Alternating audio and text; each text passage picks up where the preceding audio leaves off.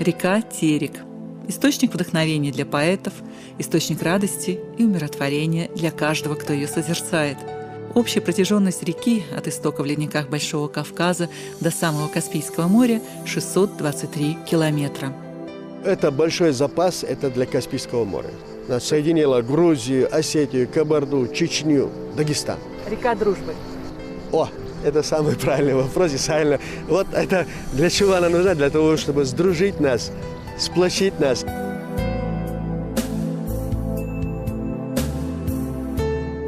Очарование и все, больше нет никаких слов. Просто красота, что в горах, что здесь на равнине. У нас действительно уникальная, шикарная природа, просто мы ее мало знаем. Река Терек от истоков в Кавказских ледниках в Грузии несет свои воды в Каспий через 5 регионов Северного Кавказа. В пределах нашей республики протяженность реки составляет 218 километров. В путешествие вдоль реки съемочная группа телерадиокомпании «Грозный» отправилась вместе с ученым-географом из Чеченского государственного университета Ларисой Биткаевой и главным гидрологом гидрометцентра нашей республики Магомедом Абубакаровым. Терек – это одна из крупнейших рек Северного Кавказа, и не только Северного Кавказа. Она начинается в верховьях с малого ледника Зилгахок, где-то на высоте около 4000 метров с главного Кавказского хребта. И оттуда плавненько, значит, она бурная река, проходит через Дарьяйское ущелье, если помните, стихотворение Лермонтова. Вот. Вообще стихотворение Лермонтова про Терек, оно прям вот поэтапно показывает, через какие этапы проходит река. Терек воет дик и злобен между тесистых громад, буре плач его подобен, слезы брызгами летят. Но по степи разбежавшись, он лукавый принял вид и, приветливо ласкаясь, морю Каспию журчит. То есть, если в горах это настолько бурная река, которая сносит на своем пути, просто разрушает горы, то здесь мы видим абсолютно спокойное течение. Казалось бы, ну не может быть она такой, но она опасная река. И она свой нрав показывает, особенно когда в летнее половодье, в горах ледники когда тают, естественно, уровень воды поднимается. И многие села, вот, которые сейчас находятся вдоль реки Терек, они не на самом Тереке расположены, они вынесены за пределы где-то 8-9 километров. Почему? Потому что в прошлом эта река очень сильно разливалась. А вот ряд сел наших, Старогладовская, Дубовская, по-моему, Каргалинская, они вообще находятся, то есть в этих местах, в районе этих сел река течет по нанесенному руслу. И над окружающей поверхностью где-то на 3-4 метра как бы река сама себя подняла и вот течет в этом нанесенном русле. Естественно, когда она разливается, она все вокруг себя затапливает. В прошлом река эта была намного полноводнее, более могучей, скажем, чем сейчас. Это мы видим вот по террасам, которые остались от реки.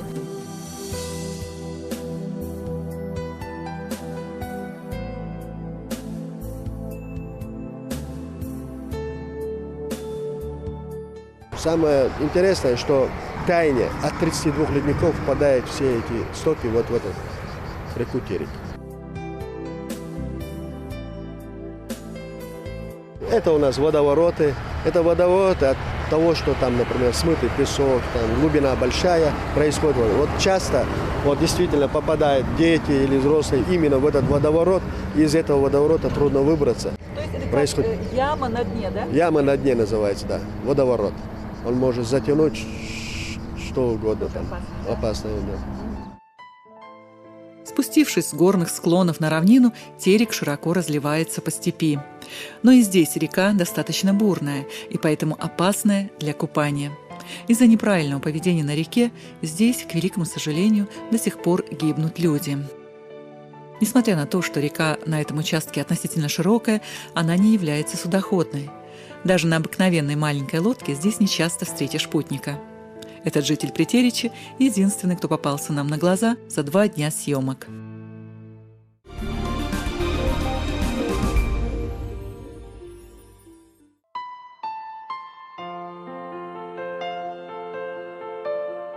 Вот река Терек, она и военные видела орды, и хозяйственные связи здесь осуществлялись через реку Терек. Вот курганы, когда вдоль Терека едешь, в долине реки Терек можно увидеть много очень курганов. Это следы бывших племен, которые здесь проходили. Это не обязательно там только в военных походах. люди умирали, их схоронили. И вот в этих могильниках находят очень много интересных вещей, археологических, которые интересны будут не только археологам, но и нам, потому что мы через это узнаем свою историю.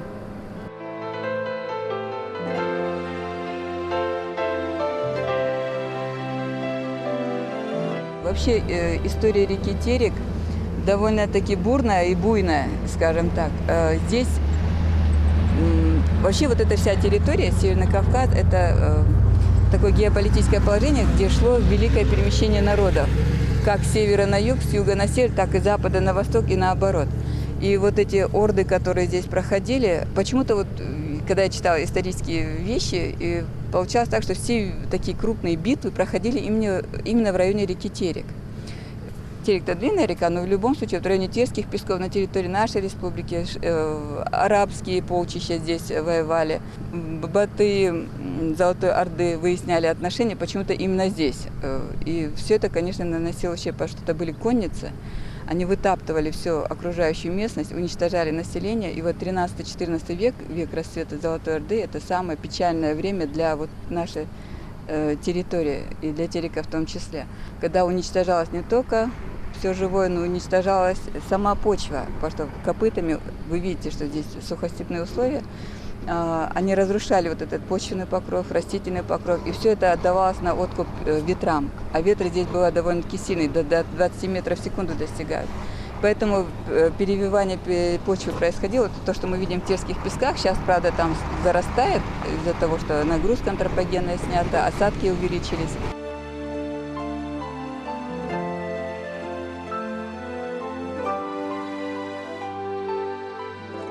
Терские пески, вот я говорила, серый цвет, это очень плодородный, потому что вот терские пески как раз тоже нанесены, это продукты разрушения наших Кавказских гор. Река Терек, Горькая Балка, Кума, Терек, когда вышел на Терско-Кумскую низменность, он вот эти все продукты выносил. Вообще Терек выносит где-то в год до 30 миллионов тонн кубических метров взвеси продуктов разрушения Кавказских гор.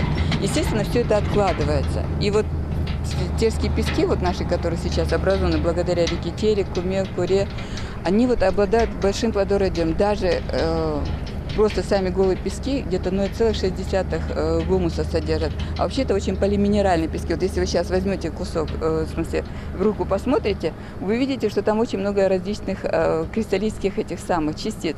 До 40 минералов, если не более, состав вот этих песков, естественно, не очень плодородный. Поэтому вот как только снимается антропогенная нагрузка, наши терские пески начинают моментально сами зарастать. Чуть-чуть влаги и спокойствия. Все, тут же растительность идет вверх. Что нельзя сказать о черноземельских песках в Калмыкии. Там ярко-желтый цвет, это уже продукт, они другого происхождения, связаны с флювиоглициальными потоками, которые были, когда ледник отступал, который был на восточноевропейской равнине. А здесь поэтому очень плодородные.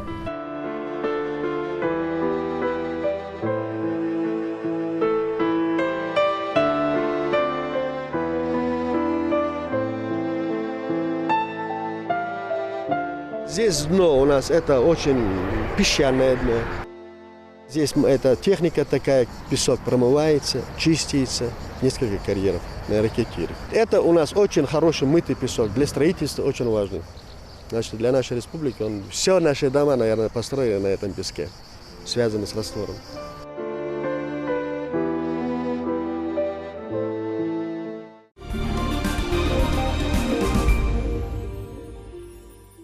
Такую реку можно было приспособить и применить его для того, чтобы люди наслаждались, чтобы было красиво, чтобы можно было прийти на берег, отдохнуть. Ну и здесь еще я могу сказать, что рыбный запас у нас был раньше здесь, в этой реке, очень богатый. Значит, у нас на Икрометане выходила сюда осетровая рыба с Каспия. Но в связи с тем, что там построили Каргалинскую плотину, значит, рыба к нам не поступает. А та рыба, которая у нас здесь сохранилась, это в основном сом, усач, жерех, крупные рыбы, сазан здесь. Значит, мы что делаем? Значит, наши браконьеры, которые, я бы сказал, очень некрасиво, занимаются браконьерством, делают электрические удочки, ездят по ночам, выводят нашу рыбу отсюда и уничтожает полностью, не только крупную и мелкую. Эта рыба гибнет на площади, вот если это электрическим пробит, то это почти на 500-600 метров, мне кажется, они уничтожают всю мелочь. Для того браконьерства это очень опасно. Причем потому что в будущем в реке Терек рыбы не останется, если мы будем вот так браконьерничать. Пойма Терека достаточно обширная. В некоторых районах она достигает 1200 метров. Глубина реки местами доходит до 6-7 метров. Например, на данном участке, в районе гидропоста у села Виноградное, уровень воды при паводке может быть на 3 метра выше того, на котором сейчас находится река. Скажите, пожалуйста, для чего вот этот гидропост? Значит, чтобы проводить наблюдение, видеть режим, для этого нужен этот гидропост. Значит, у нас этот гидропост находился ниже 3 километров Виноградное. Но в связи с тем, что вот это русло менялось, уровень подъема, когда идут большие, русло меняется. И который был построен в 1967 году, пост, его как-то оставило в стороне русла. Паводком ушло русло, и она осталась в стороне. И мы пришли к такому решению, что этот пост нужно восстановить. И восстановили его, значит, в 2010 году, построили на этом месте, выбрали очень хорошее место, удобное для проведения наблюдения. Значит, в основном этот пост предназначен для наблюдения за уровнем воды и температурой. Берется здесь проба воды. У нас очень хорошая лаборатория. Значит, мы берем все анализы этой воды. Почему? Потому что выше у нас, как мы знаем, там есть и на Северной Осетии там заводы есть. Они сливают свои нечистоты, пачкают воду. Мы должны знать, какое состояние нашей воды. В советские годы на реках в нашей республике действовал 21 гидропост. После военных событий их осталось всего 5. 2 из них на Тереке. Впоследствии были установлены еще 2 поста на реке. В результате сейчас на Тереке действует 4 гидропоста в районе населенных пунктов Ищорская, Виноградная, Хангиш-Юрт и Гребенская. Мы вот последние 2-3 года занимаемся полностью, хотим оснастить, значит, наши все гидропосты на реках, значит, новыми усовершенствованным оборудованием. Руководство наше уже добилось, что на наших постах будут оборудованы. Здесь, у села Виноградное, наблюдения за рекой ведутся с 1967 года, а гидропост в районе Хангиш-Юрта следит за Тереком с 1924 года.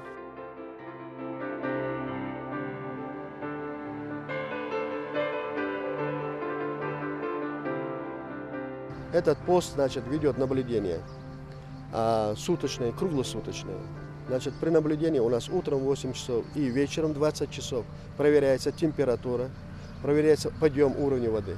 Наш водный наблюдатель, когда приходит, значит, на пост, он в первую очередь ведет визуальное наблюдение, значит, на реке, значит, какое состояние, мутность или какое-то загрязнение, или пенообразное, или запах. Это все он срочно, немедленно сообщает центр, гидрометцентра об этом. И мы принимаем кое-какие меры, сообщаем, куда нам следует. И, может быть, даже комиссионно составляем какие-то акты. У нас в республике есть разные ведомства, которые следят за экологическим состоянием рек. Гидрометцентр, например, помимо наблюдения за уровнем реки и ее температуры, проводит в своей лаборатории исследование химического состава воды. Основной работой этой лаборатории является анализы состояния воды не только в Тереке, но и в других наших реках. Ну, в основном, понятное дело, что основная головная боль – это Терек, потому что это самая главная, самая важная река республики. Да и не только нашей республики. На этих гидропостах ведется наблюдение, и визуальное наблюдение, отбор проб ведется. Эти пробы доставляются сюда, и тут делаются анализы. Мы по 15-16 видам определяем состав воды, загрязнение воды. Мы работаем с 1997 года, с 1998 года. Лаборатория у нас работает с 2000 года. Конечно, это не самые легкие времена были, но мы не считали, что мы какие-то подвиги совершаем, мы работали как могли. Анализы проводятся по 22 показателям. Есть анализы первого дня, которые необходимо делать сразу. Есть анализы последующих дней, например, БПК-5, который делается через 5 дней и показывает как раз-таки этот анализ, насколько сильно загрязнена у нас вода в реке. Например, вот сейчас анализ, который я проводила, это было определение хлоридов, очень важный анализ для сельского хозяйства. Анализы первого дня – это те анализы, которые необходимо делать сразу, потому что впоследствии они дадут нам какие-то изменения или искажения. А вот анализы последующих дней, они как раз-таки проба должна отстояться для того, чтобы уже в дальнейшем, ну это вот такие методики существуют, то есть это так положено делать. В воде в первую очередь меняется содержание кислорода, в воде меняется содержание углекислого газа. Поэтому и существует вот анализы первого, второго и последующих дней. После того, как обнаруживается превышение того или иного вообще химического элемента, пытаются найти источник, откуда попал этот элемент, почему он превысился, то есть источник, и уже принимают меры. То есть если это какой-то залповый выброс, то, естественно, уже ничего с этим не сделаешь.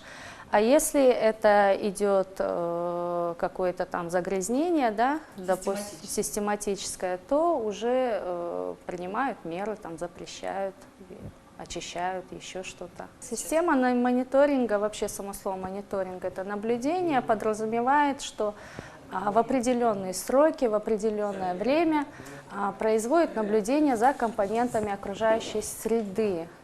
И вот наша химическая лаборатория, она является одной из подсистем этого экологического мониторинга, который функционирует на территории России повсеместно. Точно такие же лаборатории существуют и в соседних субъектах Российской Федерации, где протекает река Терек.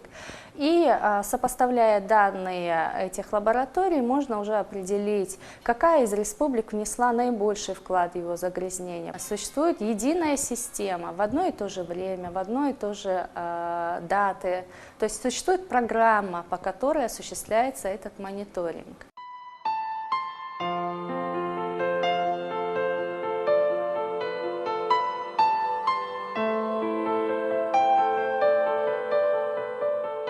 Особенно в паводковый период, это очень важно. Значит, паводковый период, у нас вот этот домик красивенький, который построен. Здесь водный наблюдатель находится круглосуточно. Значит, передачу передает он информацию ежечасно МЧС, главам района, если надо. Любую информацию, которая связана с этой водой, наш водный наблюдатель полностью в курсе и ведет здесь наблюдение. Я считаю, что это очень важная работа. Почему? Потому что там, если так сказать, наблюдатель, а фактически этот наблюдатель, и это все фиксируется, и много-много лет записывается и сохраняется, и база данных у нас есть, полностью режим водное наблюдение здесь проводится. То есть вы ведете историю этой реки? Ну, эта история реки не только мы ведем, мы продолжаем вести эту историю реки, так как это еще начато до нас. И надеюсь, что и после нас это сохранится.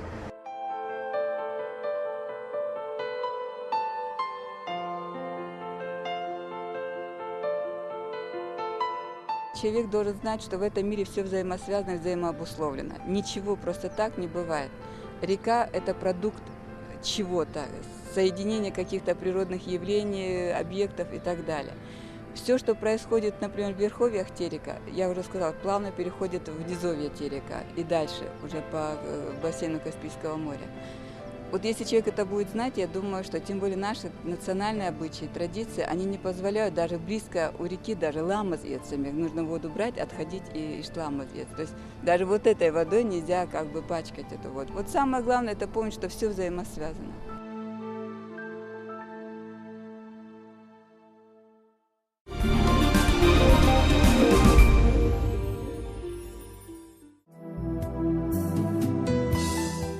От берега у села Виноградное наш путь лежит дальше на восток, к Хангиш-юрту.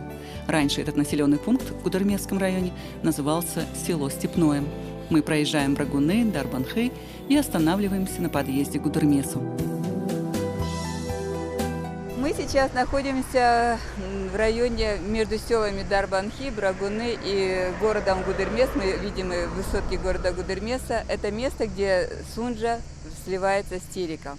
Это самый крупный приток на территории Чеченской Республики у реки Терек. Это правый приток. Вот здесь, чуть подальше, если мы могли бы туда проехать, мы бы увидели слияние двух великих рек нашей республики – Терека и Сунжа.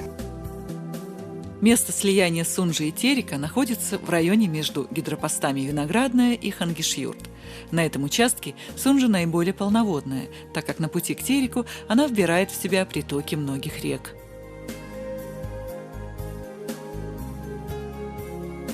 Мы сейчас находимся на берегу реки Терек в районе селения Хангишьюрт. Здесь мы видим шикарные пойменные леса. Да? Вдоль всей дороги мы видели практически. Видите, многоярусный лес. Этот лес очень имеет большое значение для природы и для Терека в том числе, потому что благодаря вот этим лесам, которые окружают оба берега, поддерживается уровень воды, поддерживается уровень грунтовых. Вот мы видели, что вдоль всей реки, вот что мы проехали сегодня, везде идет подтопление. Но здесь, конечно, и сама Терек влияет, и еще то, что сейчас идет подъем уровня Каспийского моря, и все это взаимосвязано, и грунтовые воды подтягиваются, и многие территории здесь заболочены, и мы видели вдоль дороги. Ну а сами пойменные леса наши, и Терека, и Сунжи, это, конечно, уникальные лесные комплексы. Они дают жизнь огромному количеству птиц. Орнитофауна здесь очень богатая. Животный мир. Здесь водится благородный олень. Вы, наверное, знаете про это. Камышовый кот здесь любит погулять. Ну и очень много разной другой живности. Вот здесь в основном левый берег покрыт лесом, правый берег все-таки более сильно пострадавший в антропогенном отношении. Леса вырублены.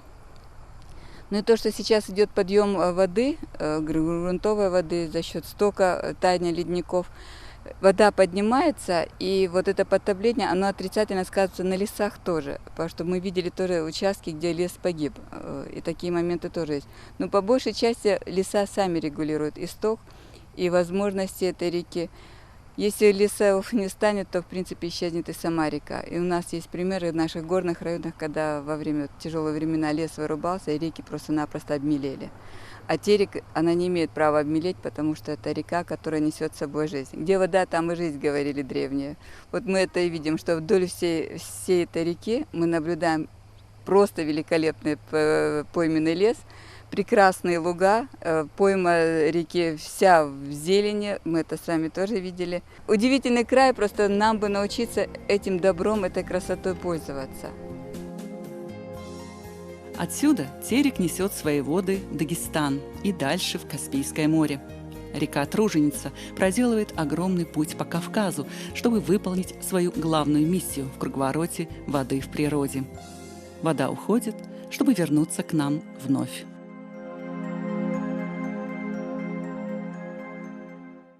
Thank you.